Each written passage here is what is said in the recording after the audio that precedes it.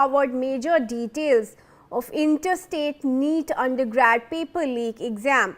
Accused Shubham handled the leaked paper. The paper reached in Nashik 3 days prior to the examination. According to sources, the paper was transported via road and the accused delivered the leaked paper. The NEET paper was transported to Nashik via Pune. A link involving Haryana and Uttar Pradesh has also emerged in the paper leak case. Let's in fact go across to my colleague Javed Hussain who will get us more updates on that. Javed, ये जो accused है जिनका नाम सामने आ रहा है, कैसे कर पाए, किसके साथ collusion में थे, किसने इनकी मदद की पेपर प्रोक्योर करने में और फिर उसे छात्रों तक पहुंचाने में?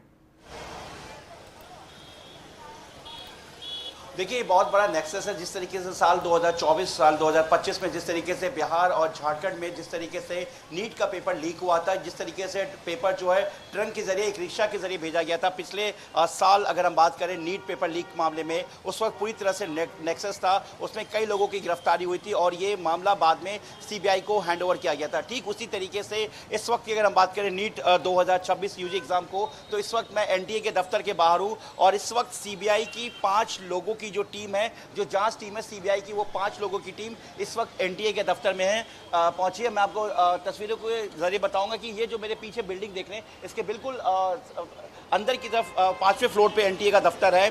502, 503 और 504 वहां पर सीबीआई की जो टीम वहां पे पहुंची है, जो अभी सूत्रों के हवाले से जानकारी है। और जिस तरीके से कल एनटीए के यानी कि नेशनल टेस्टिंग एजेंसी के जो डीजी हैं, उन्होंने बताया था अभिषेक सिंह कि सीबीआई अगर उनकी किसी भी स्टाफ से कुछ भी अगर जानना चाहती है, उन्हें पूरा सहयोग दिया जाएगा।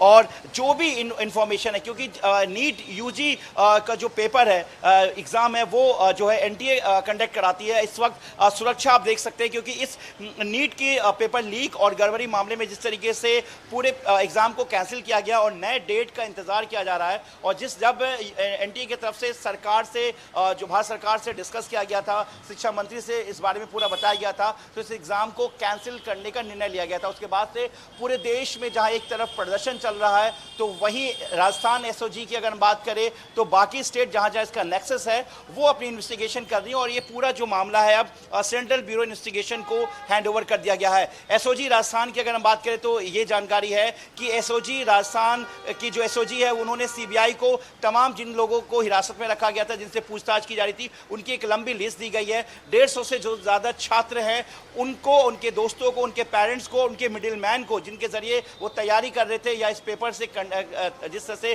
कनेक्शन था, वो जो है वो पूरी तरह से सीबीआई के पास लिस्ट है। और नासिक से लेकर हरियाणा, हरियाणा से लेकर राजस्थान, यानी कि जो पेपर का एक पूरा नेटवर्क है, जो एक रूट नेटवर्क है, वो नासिक से उसके बाद हरियाणा तक पहुंचा और हरियाणा से फिर राजस्थान। लेकिन जानकारी ये भी है कि उत्तर प्रदेश के आगरा, उत्तराखंड और इसके अलावा मध्य प्रदेश और कई और स्टेट भी जो है, जो सीबीआई सूत्र बता रहे हैं कि उनकी जांच वहां तक पहुंच सकती है। इस वक्त काफी हेवी सुरक्षा की गई है यहां पर दिल्ली पुलिस की तरफ से, और इस पूरे मामले की जो है इस वक्त सीबीआई जो है अंदर अपनी जांच को आगे बढ़ा रही है। जी जी, बने रहे हमारे साथ Javed. We have some more updates from the CBI investigation.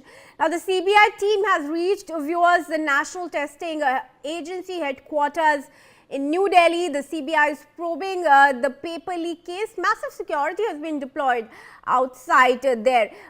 Javed, NTA के ऑफिस के बाहर फिलहाल किस तरह का माहौल है? क्या कुछ पता चल पा रहा है अभी तक CBI की जांच से?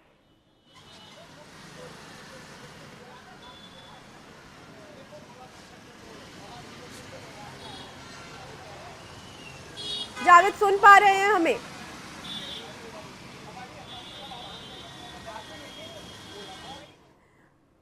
In fact, viewers, we'll take some more updates. As of now, the CBI is probing a NEET undergrad paper leak, and massive security has been deployed outside the NTA headquarters in New Delhi. In more breaking news updates, the Federation of All India Medical Association, through its council, has moved the Supreme Court, alleging a systemic failure in the conduct of the NEET undergrad exam by the NTA. The plea seeks judicial intervention over what it describes as serious irregularities in the examination process and demands stronger oversight mechanisms. The petition has been filed amid growing concerns raised by students and medical stakeholders of the credibility and transparency of the exam system. All right, viewers, and now FEMA has also moved the top court over this. Supreme Court has been moved by the Federation of All India Medical Association. Sambhav Sharma is joining me on this.